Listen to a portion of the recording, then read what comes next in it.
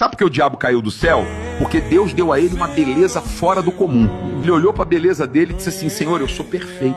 Ele se corrompeu por aquilo que Deus deu a ele. O problema é quando eu me corrompo por aquilo que Deus me dá. Por isso que nesse tempo Deus vai começar a tirar muita coisa de muita gente para não perder essas pessoas. Porque Deus prefere te ver perdendo do que te ver perdido. Quando o filho pródigo voltou para casa, ele voltou sem sandália, voltou sem anel, voltou maltrapilho. Quem olhava ele voltando dizia: olha lá, tá perdido. Olha lá, tá amaldiçoado. Aí o pai dizia agora que ele tá abençoado. Porque Deus abençoa nós também na perca. Porque se Deus não tirasse, ele não ia voltar para casa. Porque até nas percas Deus está nos abençoando. A maior tragédia é quando eu olho pro dinheiro e acho que o dinheiro está relacionado à bênção. E nem sempre o dinheiro está relacionado à bênção. Quem criou o dinheiro foi o homem, mas quem criou o homem foi Deus.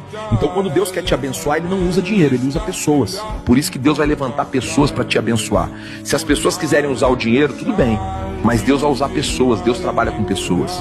E a pior tragédia é relacionar a bênção de Deus com dinheiro. E tem muita gente se vendendo por causa do dinheiro. E quando o filho pródigo voltou para casa sem o dinheiro, o pai aceitou de novo.